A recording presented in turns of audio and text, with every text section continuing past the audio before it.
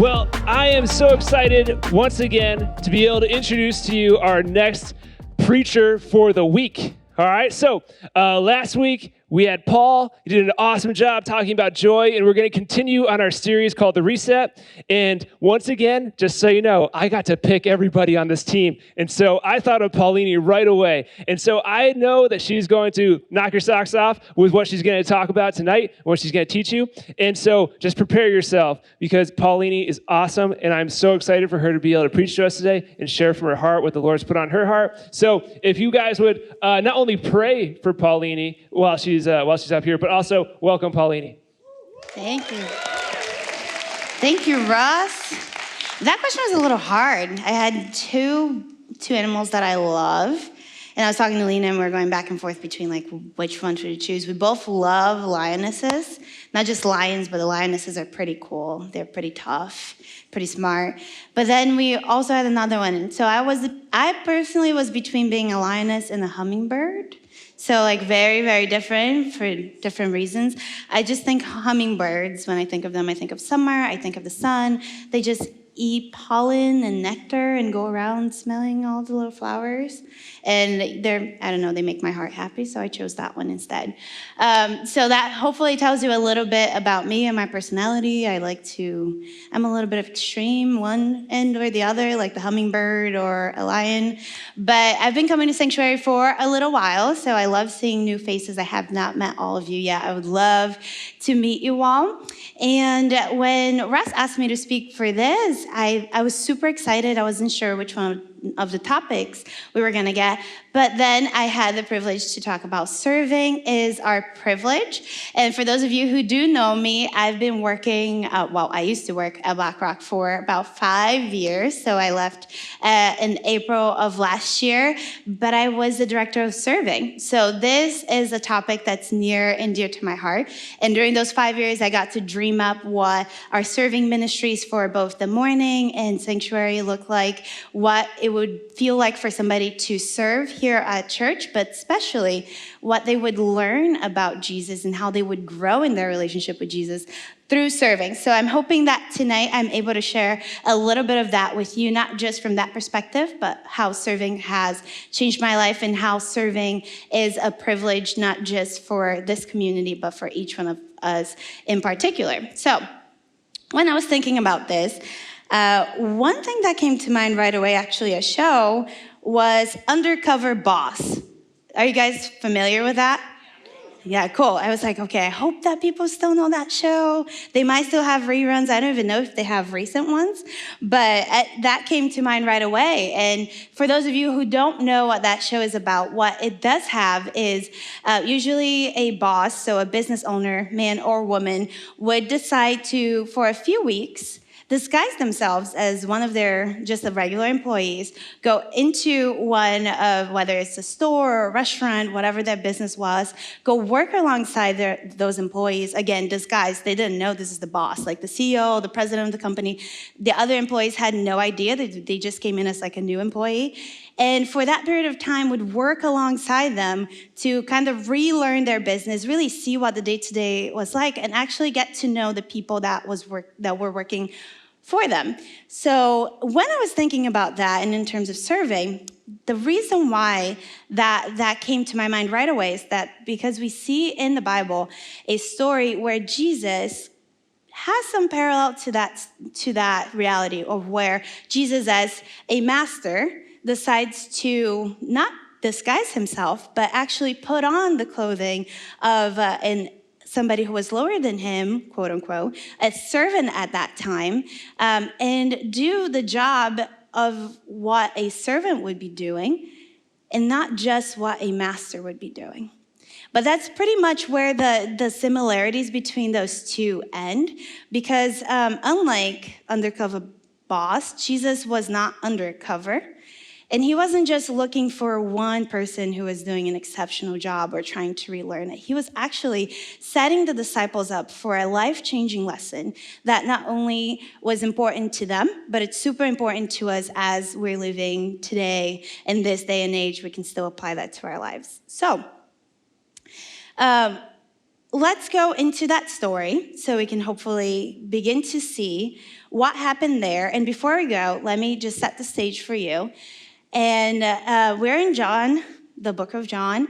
And what's happening there is that it's the Passover time. So it's a big festival that Jewish people used to celebrate. But in particular, for Jesus, this was important because he knew his time was near. He knew that pretty soon, spoiler alert, he was going to be betrayed, and then he was going to be crucified. So the time that he had with his disciples was coming to an end, and he wanted to impart, to teach them everything that he could in the time that he was still here. So during their setup for that meal, they're in an upper room, they're all together. And Jesus, all of a sudden gets up, puts on a towel around his waist, takes a basin of water, so you can think of it like a bucket of water, goes around and washes the feet of each disciple, all 12 of them. So you can probably think how awkward that was. Like, this is your teacher. This is your master. He was supposed to be revered and honored. You're supposed to be following him as a disciple and doing things for him. And not only does he decide to do things for you, but he decides to do the dirtiest job in the room. And for the Jewish people, that was really important too in terms of rank because they were really particular about their cleanliness. I think Brazilians and Hispanics are like them. Like, we like things very clean. But take that to an extreme. For them, they really wanted to keep themselves pure, super clean. So to choose to do the dirtiest job was completely uncommon. That was usually left for somebody who was the lowest ranking person for them, the lowest of the servants. So like not even like the low, but like the lowest, the person that wouldn't even get paid for the job. That's who they chose to do that job because it was so disgusting in their eyes. So Jesus, who was the most revered person in that room, decided to do the lowliest of jobs. So that's where we pick up in John 13:12. It's going to be on the screen, but we can also read on your own if you have it on your device. So it says, when he had finished washing their feet, he put on his clothes and returned to his place. So he took towel off and returned to his place, which would have been a place of honor, and said to them, "Do you understand what I have done for you?" He asked them. "You call me teacher and Lord, and rightly so, for that is what I am. Now that I, your Lord and teacher, have washed your feet, you also should wash one another's feet. I have set you an example that you should do as I have done for you. Very truly I tell you, no servant is greater than his master, nor is a messenger greater than the one who sent him. Now that you know these things, you will be blessed if you do them." Now, again, going back to that parallel between undercover boss and what we just saw here, Jesus wasn't trying to hide what he was doing at all. In fact, he was putting it on display and being very clear. There are other times in the Gospels where Jesus talks in parables, where it takes people a little time to understand, but he wanted to make sure they got this because it was important. He flat out asked them, "Do you understand what I'm doing here? And if you don't, let me explain what I'm doing here." And there's a reason why Jesus does that. He does that because, as he said here, he wants to set an example for the disciples. And I want to pose it that he also wants to set that example for us today, for the followers of Jesus today.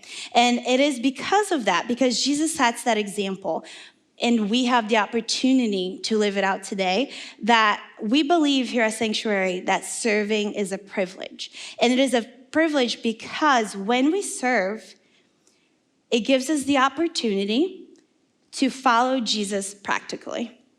I know that a lot of the times we try to think through, like, how am I supposed to live this Christian life? If I am a follower of Jesus, if I'm a disciple of Jesus, and I'm supposed to be like him and do what he does, it can seem pretty daunting at times to change our entire life.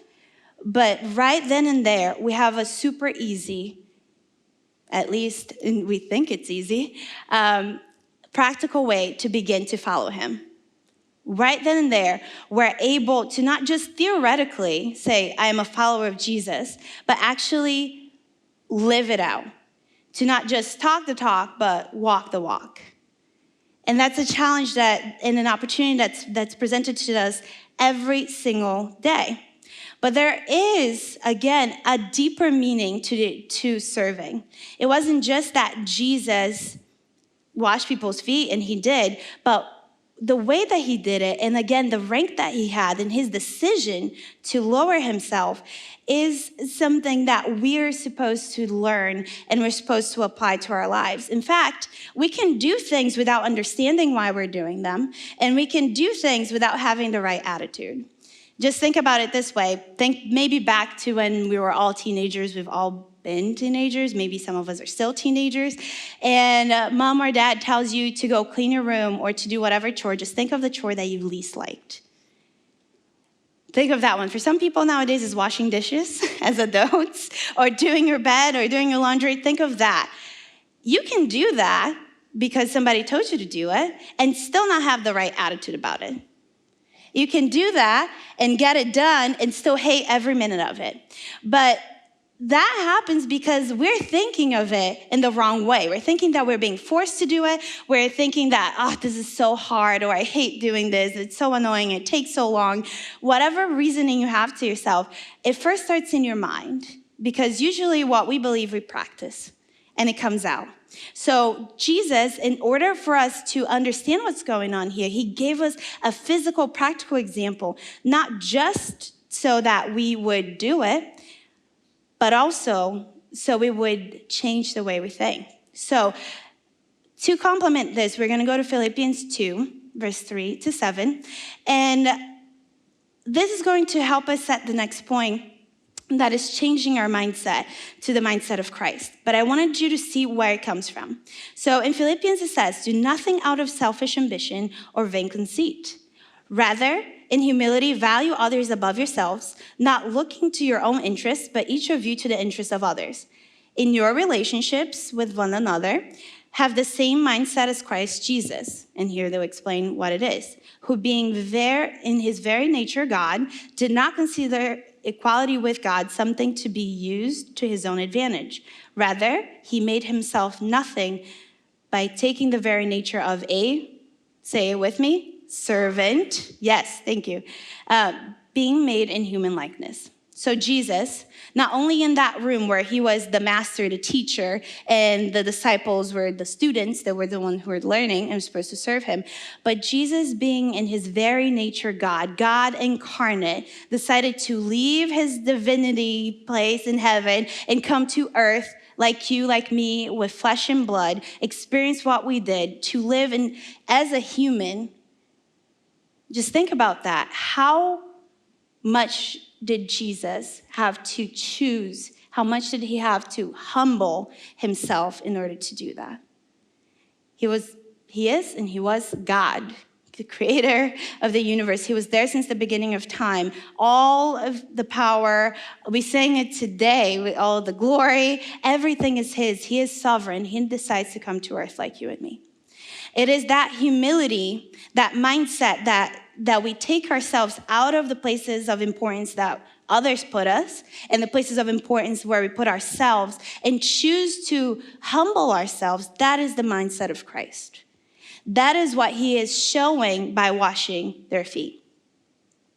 So again, we can do things and get them done and not have the right attitude, or we can change our mind, have the mindset of Christ, and serve with a completely different attitude, with a completely different reason. And what we see here is this too, what Jesus is showing us is that oftentimes we, and I put myself in there, we're prideful. And the reason why we don't serve is because of pride. And it's hard to think of it that way because I don't like to go around saying, hi, I'm prideful. Here's me being just me, prideful me again. But instead, Jesus shows and chooses humility. And we see him say this and show this not only by washing their feet in this instance, but in other places of the gospel, we see where he actually tells them with words saying that whoever wants to become a great among you must be your servant. Again, and why we talk about serving. And whoever wants to be first must be a slave or a servant of all. So if we're really real with ourselves, can we get real tonight? Do I have permission? All right, thank you. So if we're real with ourselves, sometimes the excuses that we give are really rooted in pride. And it's a hard pill to swallow because they seem so simple. And it seems like it's so true. You can say, oh, I'm not serving because I don't like doing this. Or I'm not serving because I don't have time. Or I'm not going to serve this person. I'm not going to go out of my way to lower myself because honestly, somebody else should be doing that job. I should be doing something better. I'm too talented to do something behind the scenes. I want to do something on stage. Or I am too shy to do something on stage. I should be doing something behind the scenes. Well, however we decide to excuse ourselves, the reality is that we are really thinking of ourselves first, elevating ourselves to a position where we think we have immunity rather than an opportunity in front of us. And what changes that mindset for us is having that position of humility, thinking I'm not too much, I'm not too little, I'm just enough and just the right person to serve somebody else. That's what Jesus is trying to show us. Because again, when we understand this antidote of humility, when we understand that we don't get to excuse ourselves from serving one another, and whether that be in big or small ways, we truly understand that the definition of privilege, where we think it's a special right. If I say to you guys today, like, oh, this person is privileged, what are you going to think of? You're not going to think of a humble person. You're probably going to think of someone who thinks that they are special, that they don't have to do certain things, that they have immunity, rather than somebody who has an opportunity to do something great. And that's just a byproduct of where we live, of who we are, of being in the 21st century Americans in the first world with all of the amazing things that we have available to us. We begin to think of privilege as a word that excuses us, that gives us immunity, rather than thinking of a privilege as something that gives us an opportunity, something that other people may not have, not because they are less than, but because they haven't yet stepped into it. They haven't been given that chance. So this, again, Jesus not only shows, but he also tells us. And I put a few more verses up there just so that we see that it's all over the Bible. And hopefully that gets you excited, because when Jesus repeats himself, that means it's something important, and we should catch this. So I know it might sound a little repetitive to you, and even to me, but we really do need to internalize this. Because before we ask you to do anything, if you don't begin to believe this, if you don't begin to understand this, it's just gonna be asking you to do acts of kindness. And as powerful as they can be, they don't grasp the reality of why we serve and why serving is a privilege for us here. Because oftentimes when we think about serving, until we change our mind, we perceive serving as an inconvenience. Okay, so let's say you're leaving to do something valid. You're leaving to go to work, you're leaving to go to school, you have a super long to-do list, or maybe you're just tired and you wanted to rest that day, and then somebody calls you up and asks you to help them move. How do you feel? Like, first gut check. You're gonna wanna protect your time, right? We want to reclaim our time, we wanna protect our time. Or maybe you're like, man, like I don't really know this person well, or I had plans to go hang out.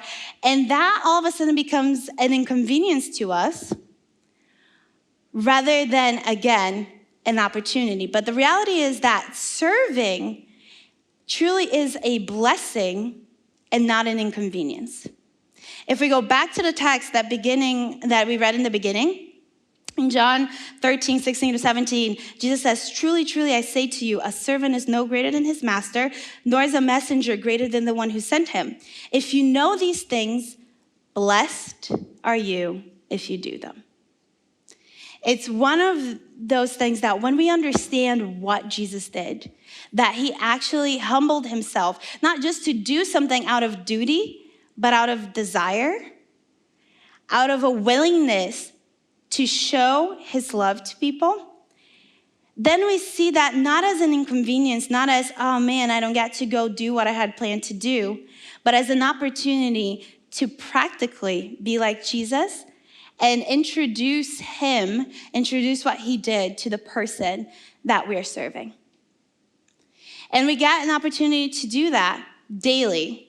We get to do that here. We get to do that at home. We get to do that out in the grocery store. And if we begin by thinking that it's just being nice, that's okay. We start there.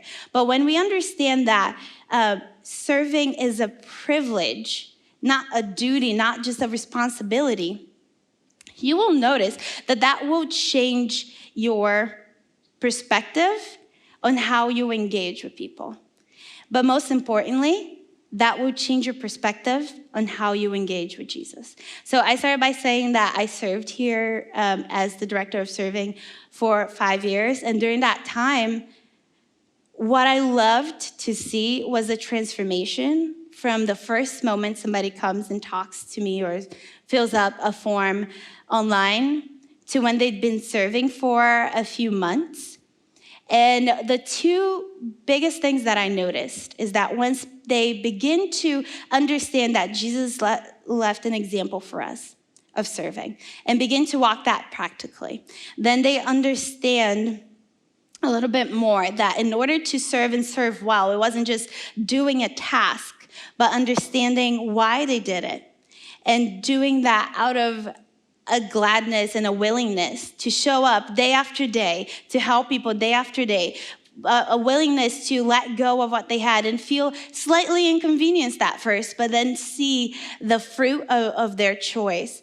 What I saw was two things that I think could continue to grow not only Sanctuary, but grow you as a follower of Christ individually. As a community and as individuals, we have an opportunity to serve, and it is our privilege because it cultivates friendship with Jesus and with each other. Just a few chapters after what we initially read today, in John 15, Jesus is talking to the disciples again, and he says this, "My command is this, love each other as I have loved you. Greater love has no one than this, to lay down one's life for one's friends. You are my friends if you do what I command. I no longer call you servant, because a servant does not know his master's business. Instead, I have called you friends, for everything that I have learned from my Father, I have made known to you." And here again, if we go back to that parallel with the undercover boss, where they didn't know that it was their boss, they didn't know why their boss was there, they didn't know what they were doing. They came to find out afterwards that there was someone of importance. They kind of missed the opportunity, those employees, to really get to know his heart and really get to know who that person was, not just as a coworker, but as someone who was choosing to labor alongside them. And how do we get to make a friendship? This is not a tricky question. Maybe this will be helpful for some of us tonight. If you want to become friends with somebody, spend time with them. Not only spend time with them, but spend time with them doing what they like to do. Walking alongside them and getting to know why they like that thing, why they do things the way that they do. And then once we begin to spend time with them that way, so maybe for some of you is you spend time with them playing video games, even though you don't like video games, but they do. You learn how to play that. For others, it's going outside and taking a walk, and some of us hate walking. But learning how to do that alongside someone. During that time, you will see that they begin to share things and you begin to catch things that you wouldn't otherwise. But when we do this with Jesus, when we begin to not only follow his example, but begin to live it out alongside him and allowing him to change us and transform us, we begin to know about Jesus in a new way. We begin to understand why he asks us, why he commands us to love one another, and then he gives us an example of practically how to do that, to serve them, to humble ourselves, and to not only do things out of duty and a task, but to actually desire to serve someone. We truly begin to develop a friendship with him. And what I find it interesting here, and it's already up there, that if the way Jesus poses this is that you are a servant if you do what he commands you to do, which is serve.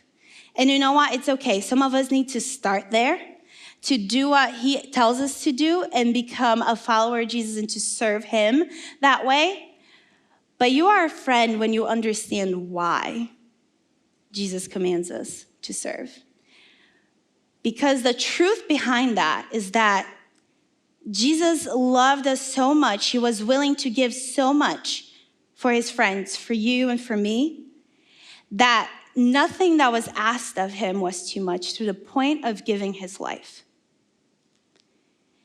That's the gospel, that's the good news, that Jesus died for our sins when he didn't have to, so that we could have a relationship with him and with the Father again, when we were separated.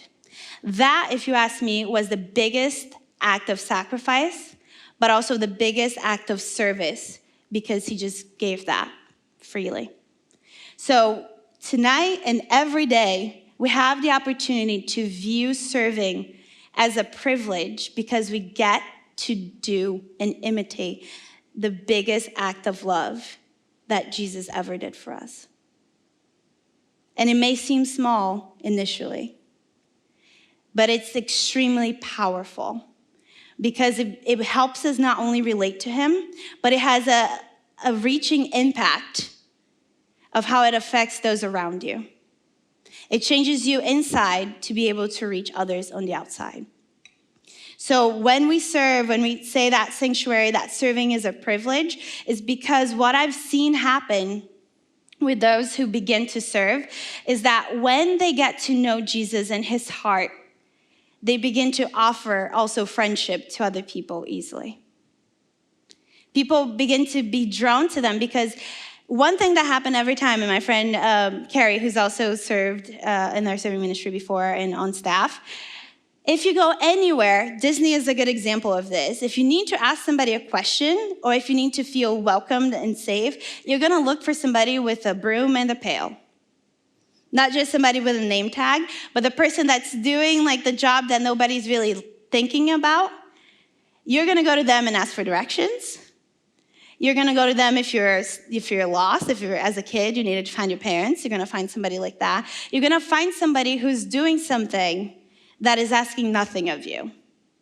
So here at Sanctuary, when in the morning, whenever people are serving, the cafe is one of the greatest places where conversations happen and people begin to have friendships with the people who are serving, because they just feel like nothing is gonna be asked of them. And in that moment, they feel invited. And then when you give them a coffee, when you say hi when you're walking through the doors, when people are here serving and preparing worship sets, they feel like they matter and they feel like they're seen. And ultimately, that's what we want to do, because we can't show Jesus to someone before you acknowledge them, before you get to know them. And they will not get to know Jesus until they see his transformation in your life. And so tonight, I want to invite you to, as many of us are already doing and serving, for you to leave here understanding that serving is not just something we ask you to do, it truly is a privilege. It truly is an opportunity for us to be more like Jesus every single day in big and small ways. In one practical way, because I'm a practical person and I cannot leave here without giving you an opportunity to apply this, is our serving teams at Sanctuary. When you begin to serve, and we're gonna put a QR code if you want to sign up for a serving team, you will get to experience this in your life in a safe environment with people who are trying to do the same thing as you are. And guess what? Friendship also blossoms with people who are serving together. Some of my best friends are the people that we decided to do serving projects together, to serve on teams together, that call me up and ask me to do something for them, or the other way around, and I know that I can call them and ask them to do something for me, to serve me in whatever way I need in that moment. So I encourage you to scan it, sign up for a team if you haven't yet, and let me pray for us, because I know that tonight something got started that we're only going to see the fruit in a few weeks from now. So, Lord, I thank you for the true opportunity to serve others and to demonstrate love the way that you have, in word and in deed. Father, I pray that first and foremost, our hearts and our minds would be transformed, that we would have the mindset of Jesus, to remove ourselves from a position of pride, of being me-focused, Lord.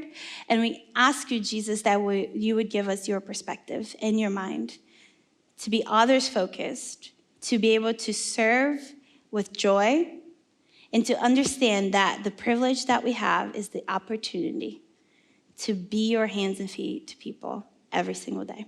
In your name we pray, Lord. Amen.